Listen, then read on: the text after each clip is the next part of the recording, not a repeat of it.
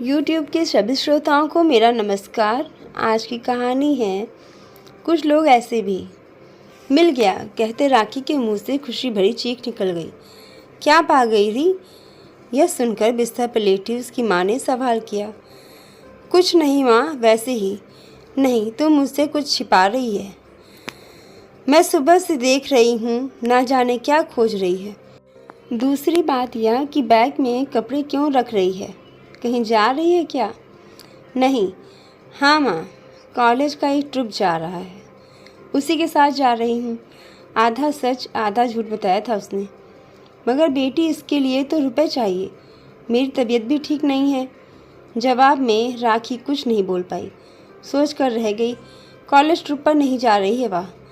कैसे बताए? वह तो अपने प्रेमी नितिन के साथ मुंबई जाने की तैयारी कर रही है। नितिन अपने माँ बाप से मिलने जा रहा था। राखी और उसकी माँ अपने निजी एक कमरे के फ्लैट में रहते हैं। राखी इसी साल कॉलेज में गई है। आर्थिक स्थिति ठीक न होने के बावजूद उसकी माँ उसे पढ़ा रही है। उसकी माँ एक धनी आदमी के यहाँ खाना बनाने का काम करती है। बदले में माँ को 3,000 रुपये महीने और दोनों वक्त का खाना मिलता है।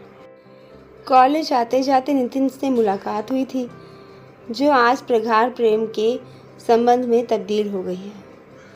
नितिन उससे विवाह करना चाहता है, परंतु अपने माँ बाप का आशीर्वाद लेकर। राखी को अपनी माँ पर बहुत भरोसा है। वह अपनी बेटी के सुख में बाधक नहीं बनेगी। मगर हर माँ ऐसी नहीं होती, जैसे कि सोनी दीदी की माँ। सोनी राखी की माँ के मालिक की बेटी है, उससे कम से कम 7-8 साल बड़ी।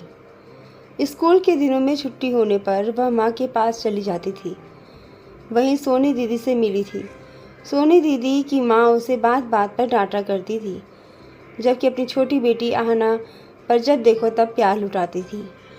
सोनी दीदी एक दिन उसे लेकर अपने कमरे में चली गई थी।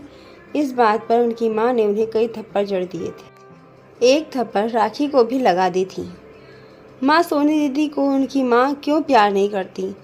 उस दिन रात में माँ से पूछ बैठी थी।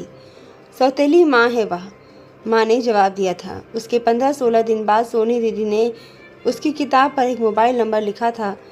सोनी दीदी ने कहा था आज वह घर छोड़कर चली जाएंगी। उनको एक प्यार करने वाला मिल गया है। यह नया नंबर है। मेरे जाने के बाद मेरी माँ जो बहुत रोए तब उसे दे देना। यदि वह दुखी ना हो तो मत देना।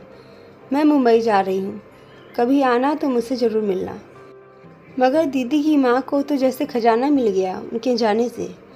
नंबर किताब में लिखा ही रह गया। आज वह उसी नंबर की तलाश कर रही थी। उसी नंबर के मिल जाने पर खुश होकर चीख पड़ी थी वह। 890009 अपने मोबाइल में नंबर सोनी दीदी के नाम से सुरक्षित कर लिया। रात को 9 बजे उसने नंबर डायल किया। 2 बार पूरी घंटी बजी, मगर फ़ोन नहीं उठा। थोड़ी देर के बाद उसी नंबर से व्हाट्सएप मैसेज आया। राखी बहन, मैं इस समय बहुत व्यस्त हूँ, बहुत काम है। रात 1 बजे के बाद बात करूँगी। बिना परिचय दिए पहचान लिया दीदी ने। बहुत खुशी हुई उसे। मगर ऐसी कौन सी व्यस्तता है जो रात 1 बजे के बाद बात करेंगी? ऐसा सोचकर वह दुखी हो गई। कुछ नितिन के साथ आगे की ज़िंदगी की सोच, कुछ सोनी दीदी की याद। उसे 1 बजे तक नींद नहीं आई। राखी सो गई है या जगी हुई है? व्हाट्सएप पर मैसेज आया। जगी है तो व्हाट्सएप से ही मैसेज द्वारा बात कर। जगी हूँ दीदी, आपके फ़ोन का इंतज़ार कर रही थी। कैसी हो आप? ठीक हूँ मैं, अब तो मेरा ठीक ही ठीक है। अपना बता, क्या कर रही है? तुम्हारी माँ कैसी है? मेरी माँ ठीक है, मैं भी ठीक हूँ। आपने मुझे कैसे पहचान लिया कि मैं राखी ही हूँ? यह जादुई मोबाइल नंबर है पगली। इसे तेरे सिवा दुनिया में किसी को मैंने दिया ही नहीं पगली। फिर पहचानती क्यों नहीं? वाह दीदी, किस दुनिया में रहती हैं आप, जो आपका नंबर मेरे अलावा किसी के पास नहीं है। बहुत अंधेरी दुनिया है बहन। छोड़ मेरी अपनी बता, क्या कर रही है आजकल? पढ़ाई चल रही है या छोड़ दी? पढ़ाई चल रही थी, मगर अब छोड़ रही हूँ। क्यों, क्या हुआ? रुपए पैसे की कमी हो तो बताओ, मैं दूंगी। नहीं, मैं भी मुंबई आ रही हूँ विवाह करने। विवाह करने? क्या मतलब है तुम्हारा? किससे विवाह करोगी? दीदी, जैसे आपको एक चाहने वाला मिला था वैसा ही मुझे मिल गया है। मुंबई में उसके माँ बाप रहते हैं, वहीं विवाह करेगा मेरे साथ, मेरे चाहने वाला जैसा। अरे पगली, वैसा मिल गया तो तू भी बर्बाद हो जाएगी मेरी तरह। उसका फ़ोटो पता व्हाट्सएप कर, मैं पता लगा करके बताऊंगी, तब घर छोड़ना। दीदी फ़ोटो भेज रही हूँ नितिन का, आज तक उसका पता नहीं पूछा है, कल उससे पूछकर मैसेज करूँगी। मत पूछना उससे, उसका पता मिल गया रे मुझको। आदमी नहीं राक्षस है या, इसी ने मुझे बर्बाद कर डाला है। तेरी दीदी को लूट कर उसकी जिंदा लाश बाजार में बेच दिया है, तुझे भी बेच देगा बाजार में।